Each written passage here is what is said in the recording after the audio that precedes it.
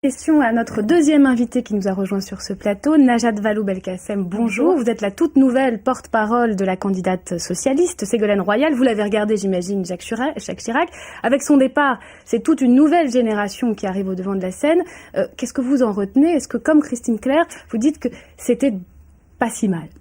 Écoutez, moi je pourrais ajouter ma voix au concert de louanges sur la dignité de son intervention hier soir, ou encore rappeler, et je le pense sincèrement, qu'il a été un bon ministre des Affaires étrangères sur la guerre en Irak, sur sa politique à l'égard des pays arabes. Mais je crois qu'un bon président n'est pas seulement un super ministre des Affaires étrangères. Et je crois qu'à quelques semaines des élections présidentielles, d'élections qui vont décider du quotidien des Français pour plusieurs années, voire plusieurs générations, on ne peut pas se contenter de s'en tenir à ces réflexions-là et qu'il faut maintenant regarder le bilan.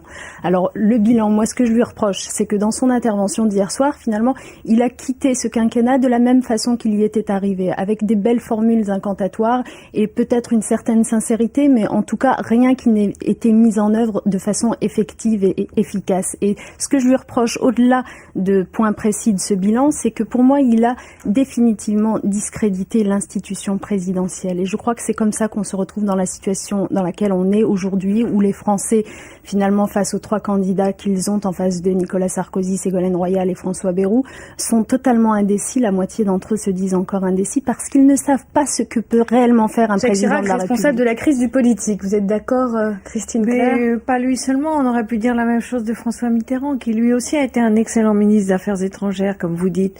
On dit souvent de Jacques Chirac qu'il a pris le pouvoir. Et qui, à la fin de sa vie, disait, au fond, je n'aurais pas beaucoup changé la France. Et qui disait, l'argent va, vient, il franchit les frontières, on n'y peut rien. Lui qui, quelques années auparavant, avait tonné contre l'argent qui corrompt, l'argent qui avilit. Alors reste la grande question de l'efficacité. C'est un mot qu'emploie souvent Ségolène Royal, mais on les attend au pied du mur. Jusqu'à présent, aucun des grands candidats ne nous a proposé vraiment de solution. Alors, efficace. Les solutions sont là, et je crois que le mot qu'il faut retenir en l'occurrence, c'est celui qu'emploie souvent Ségolène Royal, c'est ne pas croire dans les fatalités.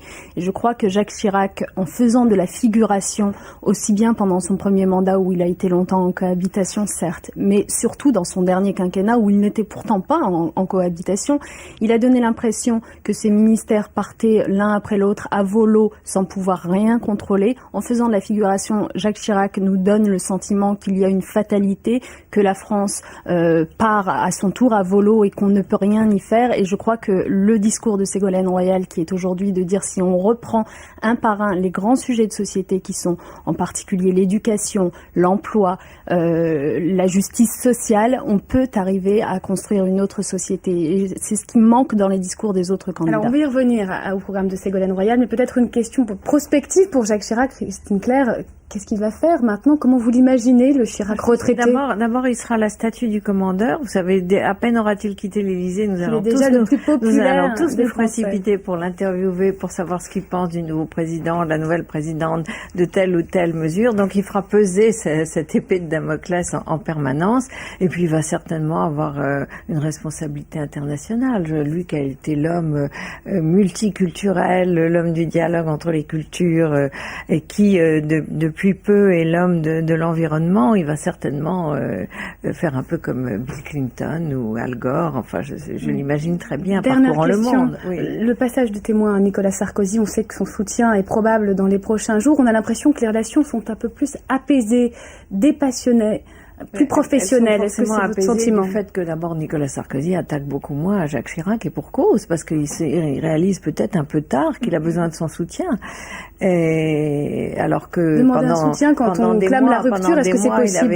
Il la clame beaucoup moins, la rupture. Il se place plutôt maintenant dans l'héritage, en reprenant à peu près les mêmes thèmes. Mais je pense que Jacques Chirac marquera quelques distances vis-à-vis de quelques prises de position de Nicolas Sarkozy, ou bien lui fera peut-être attendre son soutien, ou bien il posera quelques conditions. Enfin, on n'est pas encore tout à fait au bout de cette ligne. Et avec la fin de l'ère Chirac, c'est la fin d'une manière de faire, d'un certain style, de président de la République. Chaque président impose de la même façon que le départ de Mitterrand, c'était la fin d'une manière de faire mitterrandienne. Chaque président impose. Chaque président impose son style d'homme. Il y a une affaire de génération aussi. Quoi qu'il arrive, on aura affaire à quelqu'un. Mais cela dit, moi j'observe que chacun suit un parcours initiatique qui fait qu'à la fin, ils arrivent à reprendre tout l'héritage de la République et même de l'histoire de France. Ils en arrivent à vouloir représenter tous les Français. Ils en arrivent à une espèce de juste milieu, comme disait Valéry Giscard d'Estaing, ni droite ni gauche. Et peut-être est-ce l'âge qui leur donne beaucoup plus de tolérance ou de bienveillance. Mais finalement, je pense que les années passant, ils sont de plus en plus conscients des lignes de force qui sont imposées par l'histoire d'un pays. Alors je me tourne à présent vers vous, Najat Belkacem. Donc la fin d'une certaine génération, pour vous, c'est quoi cette nouvelle génération? L'après Jacques Chirac, ce sera quoi? La fin des affaires, par exemple? Bon, la fin d'une certaine génération, d'abord, je confirme tout à fait, je me faisais la réflexion hier que je suis née à un moment où Jacques Chirac était Premier ministre, quand même.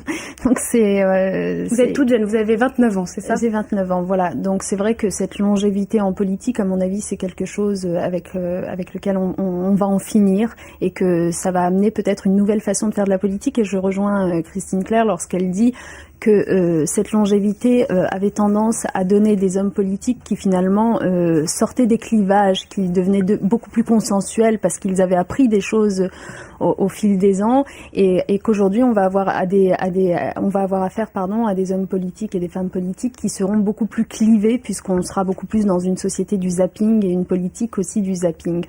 Alors je le disais, vous êtes la nouvelle porte-parole de Ségolène Royal. Impossible de ne pas vous poser une question sur l'irrésistible ascension de François Bayrou. Vous l'aurez deviné. Ça va finir par vous poser un vrai problème. Aux socialistes? Absolument. C'est pas l'impression que j'ai actuellement. Je dirais que ça pose plutôt problème. François Bayrou talonne Ségolène Royal dans les sondages.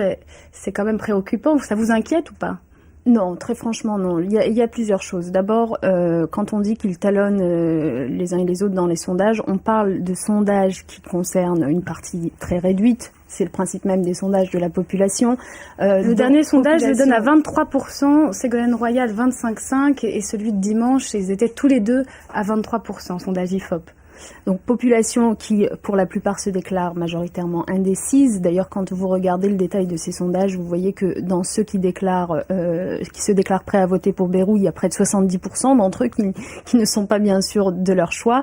Donc je crois que ce qu'il faut retenir aujourd'hui, c'est que, et le départ de Jacques Chirac, le retrait de Jacques Chirac hier soir, nous fait passer dans une nouvelle ère, qui est l'ère justement de la campagne proactive pour l'élection présidentielle dans quelques semaines, où on va vraiment comparer les programmes de ces 3 voire 4 candidats avec Jean-Marie Le Pen, et on va peut-être enfin parler du fond de ces programmes, et on se rendra vite compte que le programme de Nicolas Sarkozy est relativement clair, hein, ultralibéralisme, cet ultralibéralisme sans frein d'ailleurs que condamnait hier soir Jacques Chirac dans son intervention, celui de Ségolène Royal, justice sociale, solidarité, ordre juste pour tous, et puis celui de François Bayrou. Moi je le cherche encore, et je crois que la plupart des électeurs finiront par faire ce constat. Bien, merci beaucoup, merci à toutes les deux d'avoir été sur notre plateau. Christine Claire, je rappelle le titre de votre dernier ouvrage, Tigre et Tigresse, c'est paru chez Plomb.